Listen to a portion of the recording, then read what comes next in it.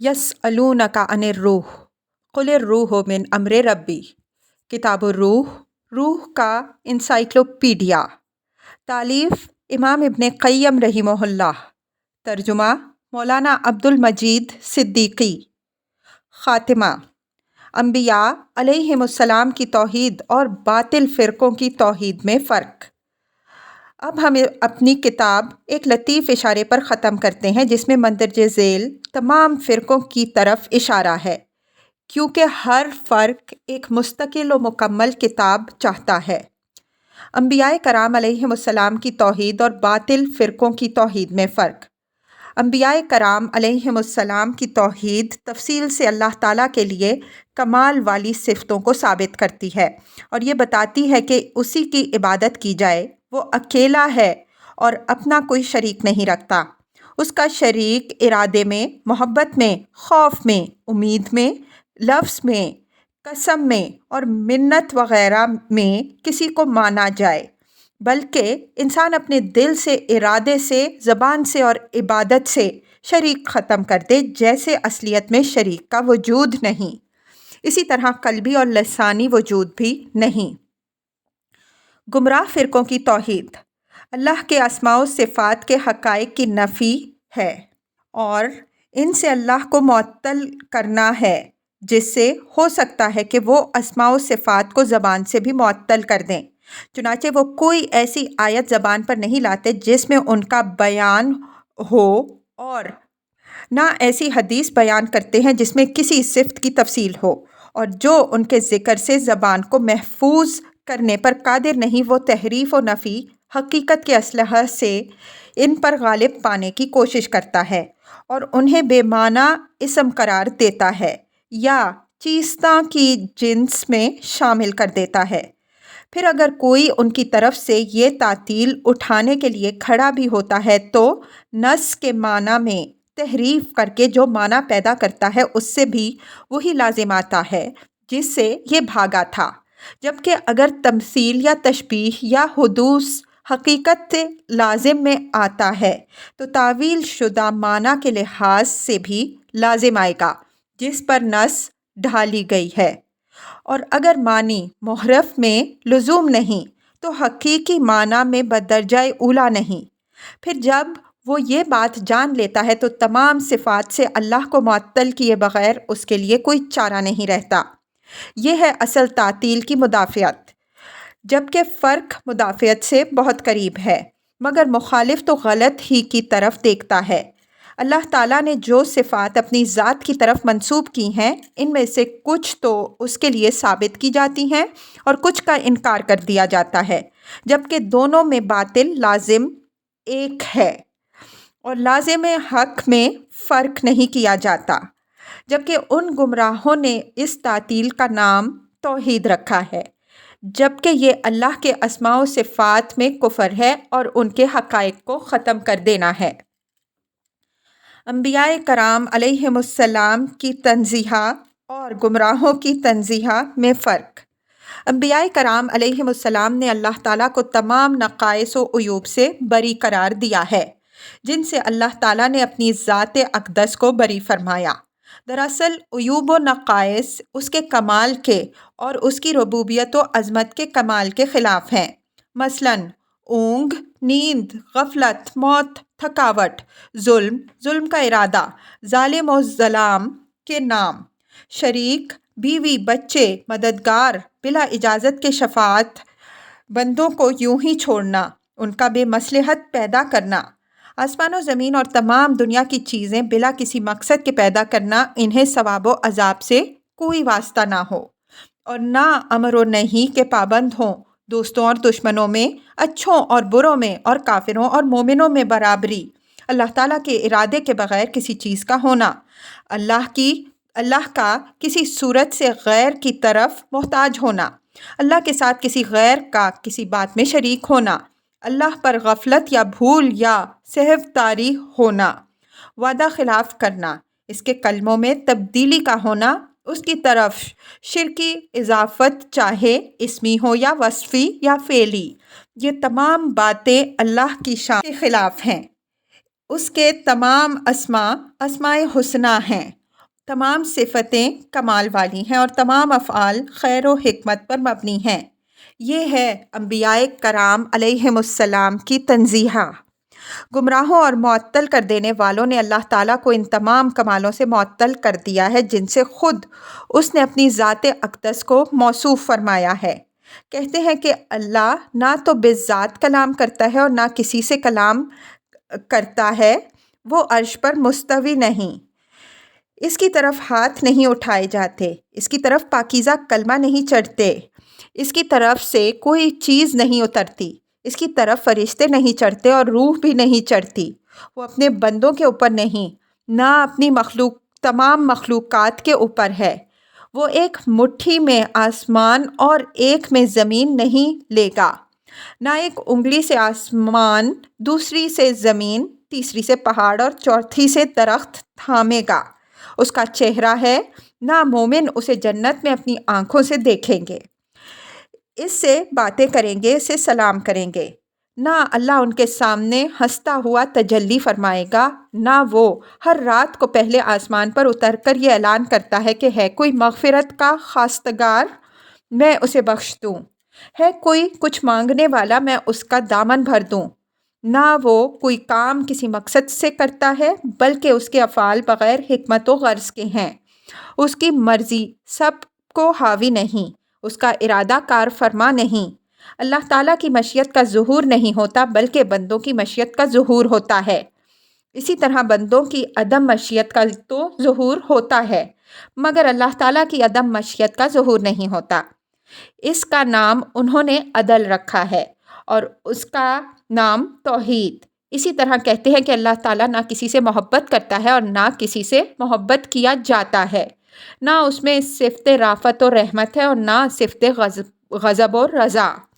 کچھ کے نزدیک اللہ صاحب سمیع اور بصیر بھی نہیں، کچھ کے نزدیک علم سے بھی خالی ہے اور کچھ کے نزدیک وجود سے بھی عاری۔ یہ ہے ملحدوں کی تنزیہہ اور وہ ہے انبیاء کرام علیہم السلام کی تنزیہہ۔ اسماء و صفات کے حقائق میں اور تشبیہ و تمثیل میں فرق۔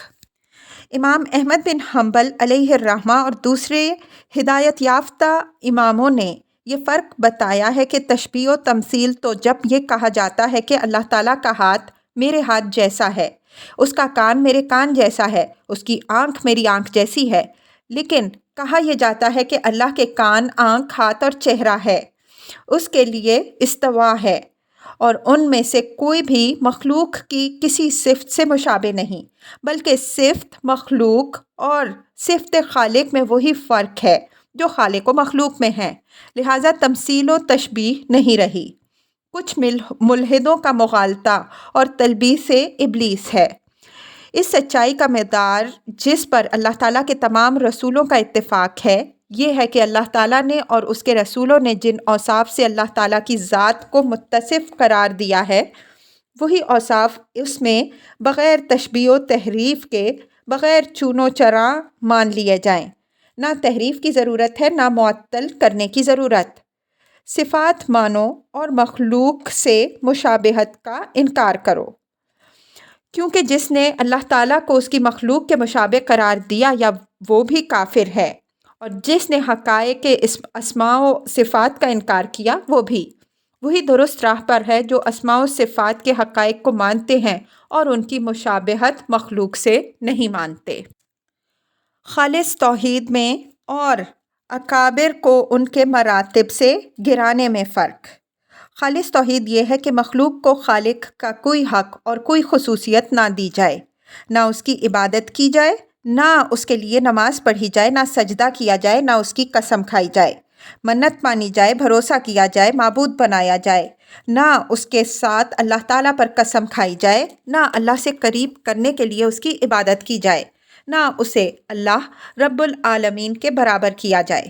مثال کے طور پر یہ کہا جائے کہ جو کچھ اللہ تعالیٰ اور تم چاہو، یا یہ تمہارا اور اللہ کا احسان ہے، یا میں اللہ تعالیٰ کی اور تمہاری مدد سے کامیاب ہوں، یا میرا تم پر اور اللہ تعالیٰ پر بھروسہ ہے، یا میرا آسمان پر اللہ تعالیٰ ہے اور زمین پر تم ہو۔ یا یہ تمہارا اور اللہ تعالیٰ کا صدقہ ہے، یا میری تم سے اور اللہ تعالیٰ سے توبہ، یا میں اللہ تعالیٰ کی اور تمہاری حفاظت میں ہوں۔ نہ مشرکوں کی طرح کسی کو سجدہ کیا جائے، نہ اس کے لیے سر منڈوایا جائے، اور نہ اس کے نام کی قسم کھائی جائے، نہ منت مانی جائے، نہ مرنے کے بعد اس کی قبر کو سجدہ کیا جائے، نہ آڑے وقت مدد مانگی جائے، نہ دعا کی جائے، نہ اللہ کی خوشنودی مول لے کر اسے خوش کیا جائے، نہ اللہ کی رضا کے لیے اس کی ناراضگی کی پرواہ کی جائے، نہ اس کی انتہائی تعظیم و تکریم کی جائے، نہ اس سے انتہائی محبت و انتہائی خوف و رجا رکھا جائے، بلکہ محبت و رجا، خوف و تعظیم وغیرہ میں مخلوق کو خالق کے برابر بھی نہ رکھا جائے۔ پھر جب مخلوق سے ربوبیت کی خصوصیتیں ہٹا دی جائیں اور اسے خالص اللہ تعالیٰ کی غلامی کا مقام دے دیا جائے، کیونکہ وہ دوسروں کے لیے تو کیا، خود اپنی ذات کے لیے بھی نفع و نقصان پر اور موت و حیات پر قادر نہیں، تو اس سے اس کی تنقیص لازم نہیں آئے گی اور نہ اس کی شان میں فرق آئے گا، اگرچہ مشرک کہا کریں۔ رحمت العالمین صلی اللہ علیہ وسلم نے فرمایا، مجھے حد سے نہ بڑھانا، جیسے عیسائیوں نے حضرت عیسیٰ علیہ السلام کو حد سے بڑھا دیا۔ میں صرف ایک بندہ ہوں، مجھے اللہ تعالیٰ کا بندہ اور اس کا رسول ہی سمجھو۔ لوگوں، مجھے یہ بالکل پسند نہیں کہ تم مجھے میرے مرتبے سے بلند اٹھاؤ، میری قبر پر میلہ نہ لگانا۔ اے اللہ، میری قبر کو تھان نہ بنانا کہ اس کی عبادت کی جائے، اور یہ نہ کہو جو کچھ اللہ تعالیٰ نے اور محمد صلی اللہ علیہ وسلم نے چاہا۔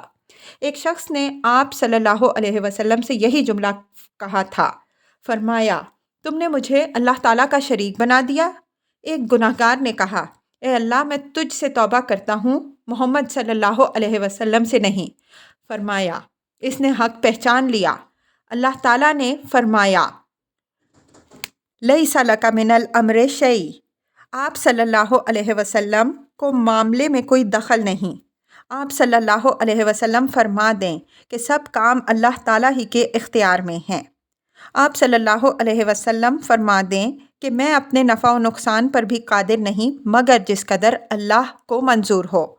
آپ صلی اللہ علیہ وسلم فرما دیں، مجھے کبھی کوئی اللہ سے پناہ نہیں دے سکتا اور میں کبھی اس کے سوا کہیں پناہ نہیں پا سکتا۔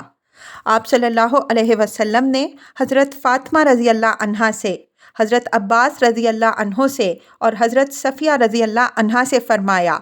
کہ میں اللہ کے عذاب سے تمہارے کچھ کام نہ آ سکوں گا، لیکن مشرکوں نے اپنے شیوخ و اکابر کی ناجائز عزت کی، بتوں کی پرستش کی، درجے بالا تمام باتیں اپنے بزرگوں اور معبودوں کے لیے جائز قرار دیں، اور یہ دعویٰ کیا کہ جس نے بزرگوں اور بتوں کے یہ حقوق چھین لیے،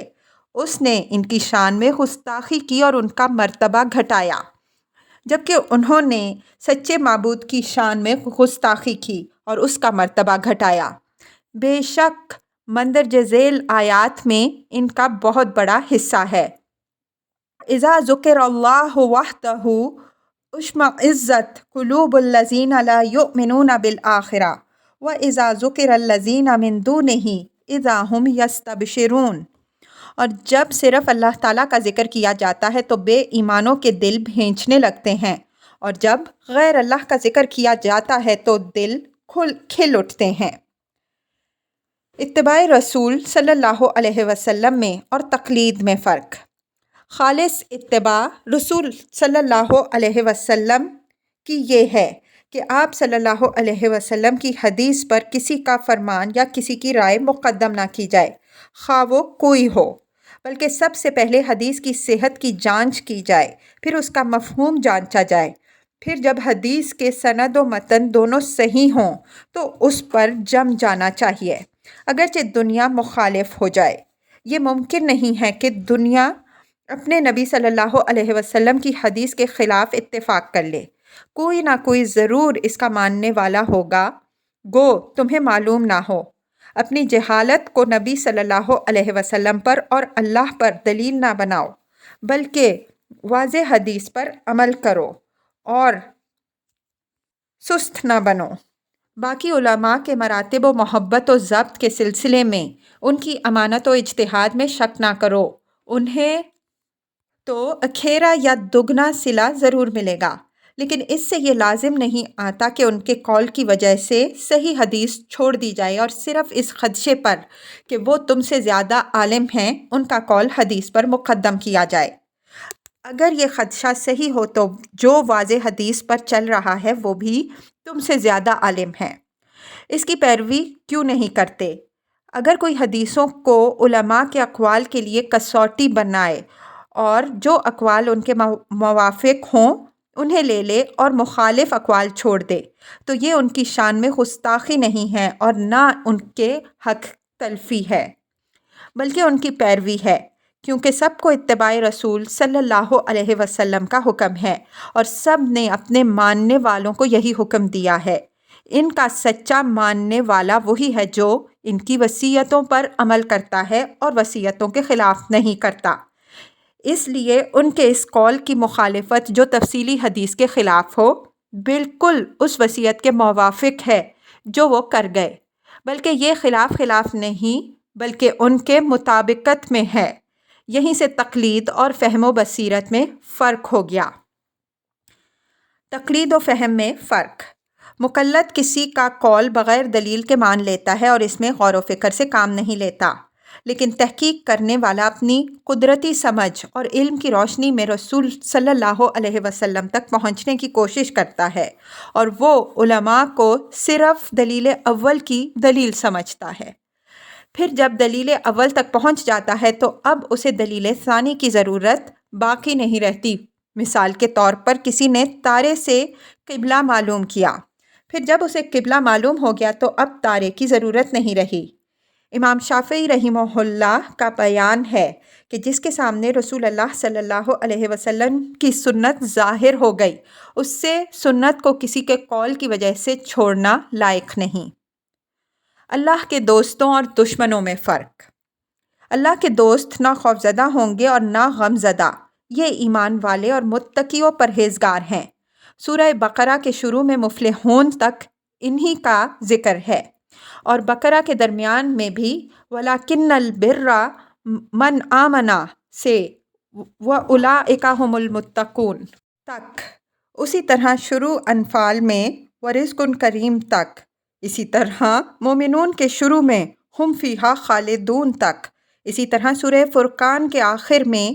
اسی طرح ان المسلمین والمسلمات سے آخر آیت تک، اسی طرح الا ان اولیاء اللہ سے وکانوا یتقون تک، اسی طرح ومن یطع اللہ سے فائزون تک، اور اسی طرح الا المصلین سے فی جنات مکرمون تک، اسی طرح الطائبون العابدون الی الآیہ میں۔ اس لیے اولیاء اللہ اپنے رب کے مخلص بندے ہیں جو حرم میں ہوں یا غیر حرم میں، ہر جگہ اللہ کے رسول صلی اللہ علیہ وسلم کو پنج مانتے ہیں، ان کے حکم کے ہوتے ہوئے دوسروں کے احکام نہیں مانتے اور غیروں کی وجہ سے ان کی سنتیں نہیں چھوڑتے، نہ خود بدعتی ہیں نہ بدعت کی دعوت دیتے ہیں، اور نہ سوائے اللہ تعالیٰ کے اور رسول صلی اللہ علیہ وسلم کے اور اللہ والوں کے کسی اور جماعت سے تعلق رکھتے ہیں، نہ دین کو کھیل کود سمجھتے ہیں، نہ سما شیطانی کو برتری دیتے ہیں، نہ رب کی رضا پر بروں کی صحبت کو برتری دیتے ہیں اور نہ قرآن پر باجوں اور گانوں کو برتری دیتے ہیں۔ اولیاء اللہ اور اولیاء شیطان میں وہ پہچان نہیں کرتا جو بصیرت و ایمان سے خالی ہے۔ بھلا وہ کیسے اللہ تعالیٰ کے دوست ہو سکتے ہیں جو اس کی کتاب سے منہ موڑے ہوئے ہوں، اس کے رسول برحق صلی اللہ علیہ وسلم کی ہدایت و سنت سے ہٹے ہوئے ہوں، آپ صلی اللہ علیہ وسلم کے مخالف ہوں اور آپ صلی اللہ علیہ وسلم کے دشمنوں کے ساتھ ہوں۔ اولیاء اللہ تو پرہیزگار ہی ہوتے ہیں، لیکن اکثر لوگ علم ہی سے محروم ہیں۔ اللہ والے تو انہی باتوں پر ڈٹے رہتے ہیں جنہیں ان کا دوست اللہ پسند فرماتا ہے، اور لوگوں کو اللہ تعالیٰ کی طرف بلاتے رہتے ہیں، اور جو اس راستے سے ہٹ جاتا ہے اس سے جہاد کرتے ہیں۔ شیطان کے دوست اپنے دوست کی مرضی کے مطابق کرتے ہیں، اسی کی طرف بلاتے ہیں، اور جو انہیں ان شیطانی حرکتوں سے روکتا ہے اس پر آستینے چڑھا کر حملہ کرتے ہیں۔ اگر تم کسی کو دیکھو کہ اسے شیطانی سماع اچھا لگتا ہے تو وہ بڑی خوشی سے شیطان کے اعلان کی طرف بڑھتا ہے، شیطان کے بھائیوں میں شامل ہوتا ہے اور شیطان کی پسندیدہ باتوں، شرک، بدعت، فسق و فجور، گناہ وغیرہ کی طرف لوگوں کو بلاتا ہے۔ تو تمہیں صاف پتہ چل جائے گا کہ یہ شیطان کا دوست ہے۔ اگر پہچاننے میں کچھ دشواری پیش آئے تو اسے 3 موقعوں پر جانچو: نماز کے موقع پر، سنت و اہل سنت سے محبت کے موقع پر، اور دعوت، توحید و اتباع رسول صلی اللہ علیہ وسلم کے موقع پر۔ بس انہی 3 باتوں کو کسوٹی بنا لو۔ حال ایمانی اور حال شیطانی میں فرق۔ حال ایمانی، کرامت، اتباع رسول پر خالص عمل اور خالص توحید کا نتیجہ ہوتا ہے، جس کی یہ غرض ہوتی ہے کہ مسلمانوں کو دین و دنیا میں فائدہ پہنچے۔ یہ سنت پر ڈٹ جانے پر اور احکام اور ممانعتوں کی تفصیلی معلومات پر موقوف ہوتا ہے، اور حال شیطانی استدراج، شرک اور فسق و فجور سے پیدا ہوتا ہے۔ گندے اعمال کی وجہ سے شیطانوں سے نزدیکی، ملاپ اور ایک قسم کی مشابہت پیدا ہو جاتی ہے اور کچھ خلاف عادت چیزیں ظاہر ہونے لگتی ہیں۔ بت پرستوں، صلیب پرستوں، آگ کی پوجا کرنے والوں، شیطان پرستوں اور دیگر گمراہ فرقوں میں یہ حال پیدا ہوتا ہے، کیونکہ جب شیطان کا پجاری عبادت کر کے اسے خوش کرتا ہے تو وہ اسے خلعت حال سے نوازتا ہے، جس سے وہ کمزور عقل و ایمان والوں کے، کمزور توحید والوں کے ایمان کا شکار ہو کر سکے۔ بہت سی مخلوق اسی حال ہی کے جال میں پھنس کر ہلاک ہو جاتی ہے۔ اس لیے ہر وہ حال جو کتاب و سنت کو چھوڑ کر پیدا ہوں شیطانی ہیں، چاہے کچھ ہی ہوں۔ میں نے بہت سے جادوگروں کے، آتش پرستوں کے اور بظاہر مسلمانوں کے، جن کے دل اسلام سے خالی ہیں، اندازاً شیطان کی دوستی کے حال دیکھے ہیں۔ کبھی انسان سچا ہوتا ہے لیکن جہالت کی وجہ سے اسے صحیح و غلط میں تمیز مشکل ہو جاتی ہے، اس لیے زہد و اخلاص کے باوجود بھی اس کا حال شیطانی ہوتا ہے، بے شک وہ بے قصور ہو، کیونکہ اس سے حقیقت ایمان کی خبر نہیں ہوتی، اور شیاطین و ملائکہ کے احوال میں امتیاز نہیں کر سکتا۔ کبھی اللہ کے دوستوں کے اور شیطان کے دوستوں کے مشابہ کچھ دوسرے لوگ بھی ہوتے ہیں جو ان میں سے نہیں ہوتے اور شعبدہ باز ہوتے ہیں، چونکہ عوام دونوں میں تمیز نہیں کر سکتے اور ہر سیاہ کو کھجور اور ہر سفید کو چربی سمجھ جاتے ہیں، اس لیے شیطانوں کے ہتھے چڑھ جاتے ہیں۔ اس دنیا میں فرق انتہائی قابل قدر چیز ہے۔ یہ فرق اللہ تعالیٰ کا دل میں ڈالا ہوا ایک نور ہوتا ہے جو صحیح و غلط کو چھانٹتا ہے اور بھلے برے کا معیار ہوتا ہے۔ جو اس فرقان سے محروم ہے وہ آسانی سے شیطان کے پھندے میں پھنس جاتا ہے۔ آسمانی حکم میں جو واجب الاتباع ہے اور تاویل والے حکم میں فرق۔ آسمانی حکم تو اس کے اتارے ہوئے ہیں اور اس کے رسول نے تفصیل سے بتا دیے ہیں۔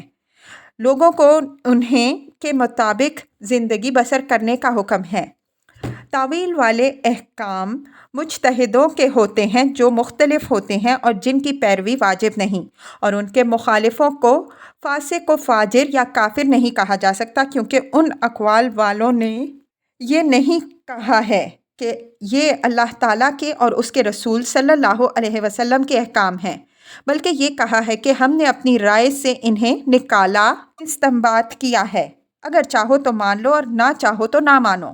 ان کا امت کو ماننا ضروری نہیں ہے، بلکہ امام ابو حنیفہ رحمہ اللہ نے تو یہ فرمایا ہے کہ یہ میری رائے ہے، اگر میرے پاس کوئی اس سے بہتر رائے لائے گا تو اسے مان لوں گا۔ اگر امام کی رائے بالکل اللہ تعالیٰ کا حکم ہوتا تو امام ابو یوسف رحمہ اللہ اور امام محمد رحمہ اللہ وغیرہ کو امام ابو حنیفہ علیہ الرحمہ کی مخالفت کی جرأت نہ ہوتی۔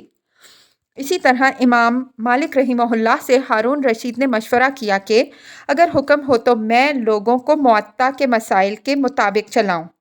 آپ نے اس بات سے خلیفہ کو منع کر دیا اور فرمایا کہ صحابہ کرام رضی اللہ عنہم اجمعین شہروں میں پھیل گئے اور ہر قوم کے پاس جدا جدا علم ہو گیا۔ امام شافعی علیہ الرحمہ اپنے اصحاب کو اپنی تقلید سے منع فرما گئے اور یہ وصیت فرما گئے کہ میرا قول چھوڑ دینا اگر اس کے خلاف حدیث مل جائے۔ امام احمد بن حنبل علیہ الرحمہ اپنے فنون کی تدوین سے خوش نہ تھے اور فرماتے تھے کہ میری تقلید نہ کرو اور فلاں کی تقلید کرو، نہ فلاں کی، بلکہ جہاں سے انہوں نے لیا ہے وہیں سے لو۔ اگر ائمہ کرام کو یقین ہوتا کہ ان کے اقوال لازم ہیں تو اپنے ماننے والوں پر ان کی مخالفت حرام فرما جاتے، اور نہ ان کے ماننے والے کسی مسئلہ میں ان کی مخالفت جائز سمجھتے، اور نہ اماموں کے قول میں رجوع پایا جاتا۔ اسی وجہ سے ایک ہی امام کے ایک ہی مسئلے میں کئی اقوال ملتے ہیں۔ پتہ چلا کہ رائے اور اجتہاد پر زیادہ سے زیادہ عمل جائز ہے، لیکن آسمانی حکم کے خلاف کرنا مسلمانوں کو حلال نہیں کہ اس سے بال برابر بھی ہٹیں۔ بدلا ہوا حکم رہا بدلا ہوا حکم سو قابل عمل وہ نہیں، نہ اس کا رواج کرنا حلال ہے اور نہ اس کی پیروی جائز ہے، اور اس کا ماننے والا کفر و فسق اور ظلم کے درمیان ہے۔ بہرحال یہاں مقصد یہ تھا کہ نفس مطمئنہ، نفس امارہ اور نفس لوامہ کے کچھ احوال بیان کر دیے جائیں، اور یہ بھی بتا دیا جائے کہ یہ تینوں کن کن باتوں میں مشترک ہیں اور کن کن باتوں میں نہیں، اور ان میں سے ہر ایک کے افعال، اختلافات، مقاصد اور نیتیں بتا دی جائیں، اور اس سے ماوراء کی طرف اشارہ مقصود تھا جو ایک ہی نفس ہے،